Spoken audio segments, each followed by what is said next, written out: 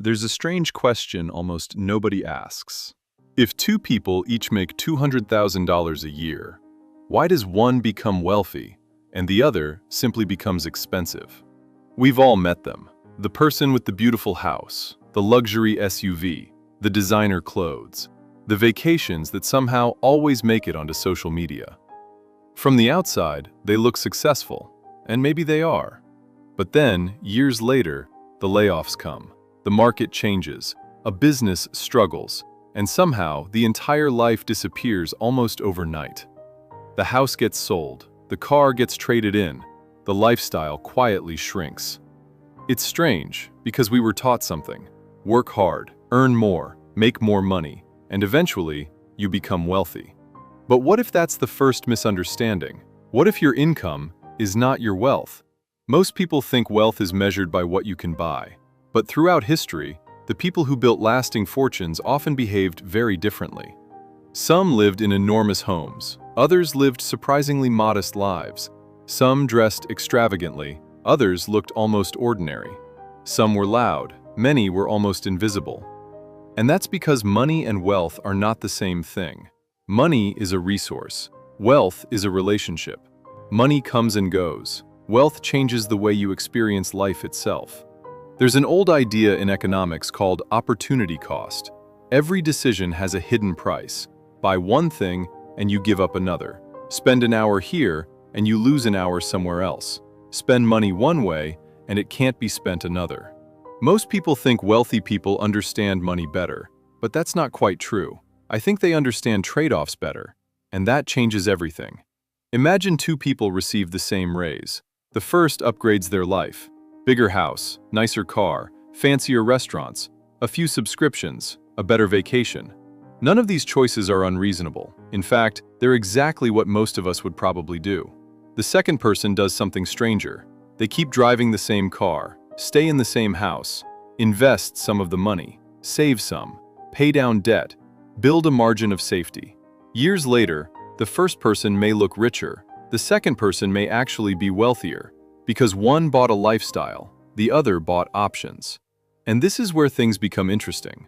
Because wealth isn't really about buying things, it's about buying freedom. Freedom to leave a bad job, freedom to say no, freedom to take a chance, freedom to help your family, freedom to stay home with a sick child, freedom to move, freedom to rest, freedom to walk away. The strange thing is, these freedoms are almost invisible. Nobody sees them. Nobody compliments them. Nobody stops you in a parking lot and says, "That's an incredible emergency fund." Nobody admires a retirement account. Nobody takes pictures of a paid-off mortgage. Nobody notices financial breathing room. They notice the car, the watch, the kitchen renovation, the vacation. And that's one of the quiet traps of modern life. We're surrounded by visible spending and invisible wealth. Social media makes this even stranger. We scroll through carefully edited moments and slowly begin to believe that wealth looks a certain way. But appearance has always been a difficult thing to measure. A person can look wealthy and feel trapped. Another can look ordinary and quietly own their time. This might explain one of the strangest behaviors among people with lasting wealth. Many stop trying to prove it. Not because they're humble, not because they're perfect, because they no longer need the transaction. They don't need the stranger's approval. They don't need the signal. The performance becomes unnecessary. And maybe that's one of the hidden differences between income and wealth. Income often asks, "What can I afford?" Wealth asks, "What can I ignore?" Can I ignore trends? Can I ignore pressure? Can I ignore comparison? Can I ignore the need to impress people I'll never meet? The answer changes a person's life. There's another misunderstanding hiding underneath all of this. People often think wealth creates security. But I wonder if the opposite is also true. Maybe security creates wealth. Think about it. A person with breathing room makes different decisions. They're less desperate, less reactive. They can wait, they can negotiate, they can walk away. Think long term. Patience is easier when survival isn't hanging over your head. And perhaps that's one of the most overlooked forms of wealth. Time. Not money, time.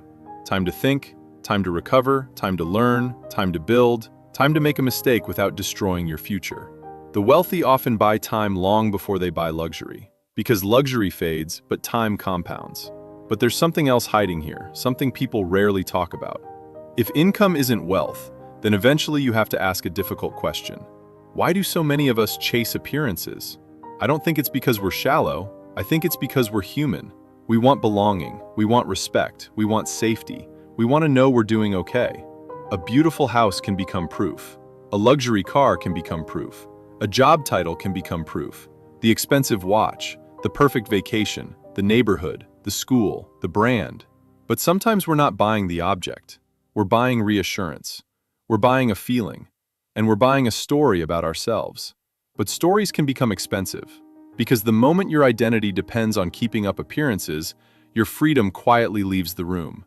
Because you have to maintain it, you have to protect it, you have to fund it, and you have to perform it. And suddenly, the things that were supposed to make you feel free begin asking things from you. More hours, more stress, more comparison, more debt, and more anxiety. It's strange, because wealth was supposed to make life lighter and easier, but instead, it sometimes makes life heavier and harder. And maybe that's why some of the wealthiest people in history slowly moved in the opposite direction. They moved toward privacy, simplicity, fewer obligations. They moved toward quiet, ownership instead of performance, toward enough. Maybe wealth isn't the ability to buy everything. Maybe it's the ability to need less, the ability to choose carefully, the ability to stay calm when everyone else is rushing, the ability to build a life that doesn't constantly demand to be defended. Because one day, the promotions stop, the trends change, markets move, and the neighbors upgrade. Someone always buys the bigger house, the nicer car, the next trendy thing, and that race never ends. But another path exists, and it's a quieter one, a slower one, a path where income becomes a tool instead of an identity, a path where money creates options instead of obligations, a path where wealth slowly becomes something difficult to see, but impossible to fake. And maybe that's the hidden truth. Your income is not your wealth. Your car is not your wealth. Your house is not your wealth. Your job title is not your wealth. Wealth might be something much stranger than that. It might be the distance between what you earn and what the world demands from you. It might be the ability to make decisions from peace instead of panic.